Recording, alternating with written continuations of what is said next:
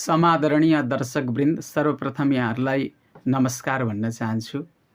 आज पनि यहाँहरू समक्ष राम्रो प्रवचन लिएर आएको छु। चारवटा आश्रम हुन्छन्, हामीले पुराणहरूमा सुनेका पनि छौँ। जम्मा चारवटा आश्रमहरू हुन्छन्। के भन्दा ब्रह्मचर्य आश्रम, गृहस्थ आश्रम, वानप्रस्थ आश्रम अनि सन्यास आश्रम। 25 वर्षसम्मको अवधिलाई ब्रह्मचर्य आश्रम भनेर भनिन्छ। जन्मेदेखि 25 वर्षसम्मको अवधि भनेको के हो? ब्रह्मचर्य आश्रम हो। यसमा सिक्ने, पढ्ने, ब्रह्मचर्य व्रतमा रहेर पढ्ने यो समय ब्रह्मचर्य आश्रमको समय हो। त्यस्तै गरी गृहस्थ आश्रम भनेको 25 वर्षदेखि लिएर उताको 50 वर्षसम्मको समय चाहिँ गृहस्थ आश्रमको समय हो। यसमा विवाह गरेर घर गृहस्थमा रहने अनि घर गृहस्थको कर्तव्यलाई पालना गर्ने यसमा पर्छ। त्यस्तै गरी 50 देखि 75 वर्षसम्मको आयु भनेको वानप्रस्थ आश्रम हो। वानप्रस्थ आश्रम भनेको वनमा रहेर ईश्वरको चिन्तन गर्ने यो समय, यो अवधि भनेको वानप्रस्थ आश्रमको अवधि हो। यो वानप्रस्थ आश्रमको समयमा चाहिँ वनमा रहेर वनतिर प्रस्थान गरेर भगवानको चिन्तन गर्ने, ईश्वरको चिन्तन गर्ने समय हो। तर अहिले आधुनिक कालमा यो प्राय हामी देख्दैनौँ। त्यस्तै गरी 75 वर्षदेखि लिएर 100 वर्षसम्मको आयु भनेको सन्यास आश्रम हो। यो सन्यास आश्रम सम्पूर्ण चिजलाई त्यागेर ईश्वरको चिन्तन गर्ने समय हो। अब सबैभन्दा राम्रो आश्रम, सबैभन्दा उत्कृष्ट आश्रम भनेको गृहस्थ आश्रम हो। गृहस्थ आश्रमबाट हामीले धेरै चिज प्राप्त गर्न सक्छौँ। धर्म, अर्थ, काम, मोक्ष, चारवटा पुरुषार्थहरू हुन्छन्। यी चारवटै पुरुषार्थलाई हामी गृहस्थ आश्रममा रहेर प्राप्त गर्न सक्छौँ। धर्म पनि प्राप्त गर्न सक्छौँ, धर्म गर्न सक्छौँ हामी। त्यस्तै गरी अर्थ आर्जन गर्न पनि सक्छौँ गृहस्थ आश्रममा रहेर। त्यस्तै गरी धर्म, अर्थ, काम, विभिन्न इच्छाहरूलाई पुरा गर्न सक्छौँ, कामनाहरू पुरा गर्न सक्छौँ। त्यस्तै गरी धर्म, अर्थ, काम, मोक्ष। मोक्ष भनेको ईश्वरमा विलय हुनु, ईश्वरभित्र विलय हुनु भनेको चाहिँ मोक्ष हो। गृहस्थ आश्रममा रहेर हामीले ईश्वरलाई पनि प्राप्त गर्न सक्छौँ।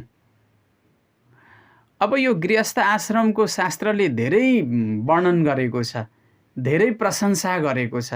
आज यहाँहरू समक्ष कस्तो खालको गृहस्थ आश्रमलाई चाहिँ धन्य भनेको छ, राम्रो भनेको छ शास्त्रले, नीतिले, यो कुरा यहाँहरू समक्ष म राख्छु। चाणक्य नीतिको श्लोक छ, साह्रै सुन्दर श्लोक छ, यहाँहरू समक्ष राख्छु। यसको व्याख्या पनि यहाँहरूलाई सुनाउँछु।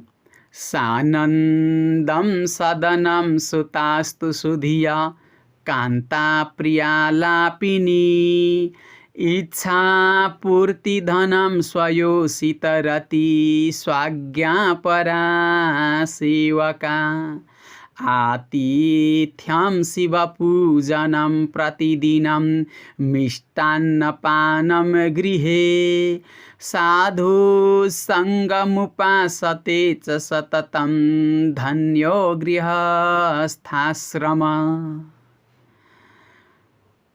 चाणक्यले आफ्नो चाणक्य नीतिमा यो श्लोक राख्नु भएको छ। अत्यन्त सुन्दर, अत्यन्त राम्रो श्लोक छ।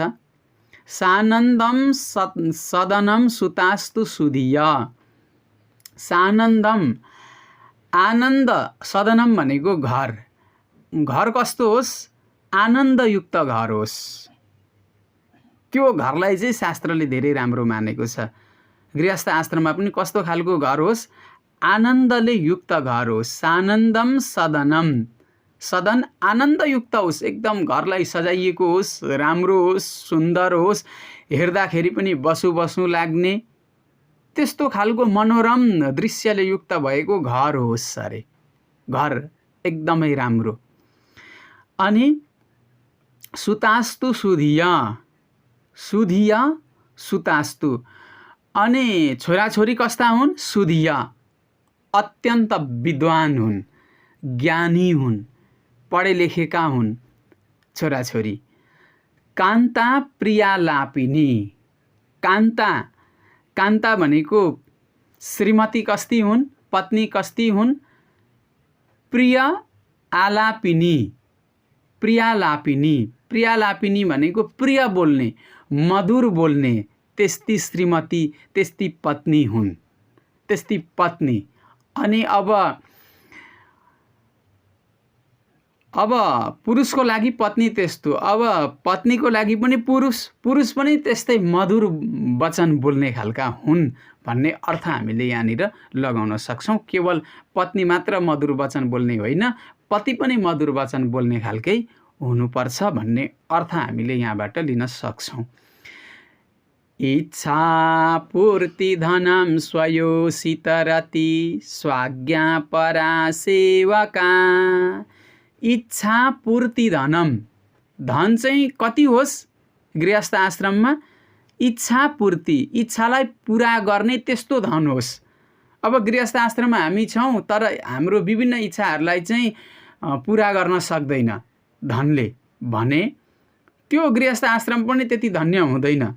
स्वयोषित रति, अब रति प्रेम पनि यति धेरै होस्, यति धेरै होस् कि त्यो केवल आफ्नो पत्नीमा होस्, पतिको पत्नीमा होस्, पत्नीको अनि पतिमा होस् प्रेम। स्वाज्ञा परा सेवका, स्व आज्ञा परा सेवका, सेवकहरू घरमा काम गर्नेहरू छन् भने ती काम गर्नेहरू कस्ता हुन्? आज्ञा परा, आज्ञालाई मान्ने, मुखमुखे लाग्ने होइन, आज्ञालाई मान्ने त्यस्तो सेवकहरू घरमा छन् भने त्यो घरलाई एकदमै राम्रो मानिन्छ। आतिथ्यम, अतिथिहरू आइरहने अनि अतिथिहरूको सेवा भइराख्ने त्यस्तो घर छ भने त्यो घरलाई एकदमै धन्य भनेको छ, एकदमै प्रशंसा गरेको छ शास्त्रले, नीतिले। आतिथ्यम, शिव पूजनम, शिव भगवान शिवको पूजा आराधना भइरहन्छ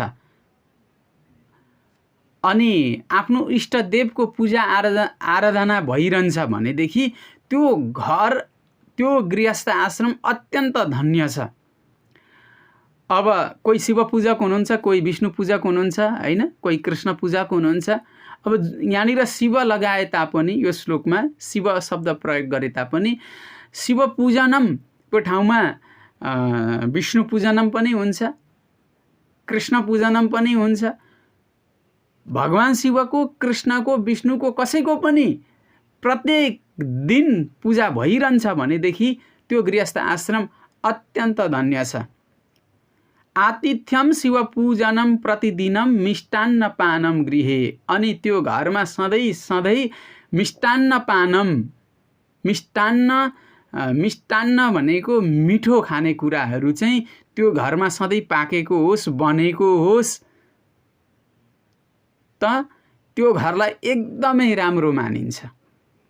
साधो सङ्गमुपासते, अनि सज्जन व्यक्तिहरूसँग सङ्गत भइरहोस्, त्यो घर परिवारको व्यक्तिहरूको सज्जनहरूको साथमा मिलन भइरहोस्, भइरहन्छ भनेदेखि चाहिँ साधो सङ्गमुपासते च सततम धन्यो गृहस्थाश्रम। यस्तो खालको गृहस्थ आश्रम छ भने, यस्तो खालको घर छ भने, घर गृहस्थ छ भनेदेखि त्यो चाहिँ अत्यन्त धन्य छ, त्यो अत्यन्त श्रेष्ठ गृहस्थ आश्रम छ जहाँ रहने व्यक्तिहरू सधैँ प्रसन्न रहन्छन्, जहाँ रहने व्यक्तिहरू सधैँ आनन्द रहन्छन्।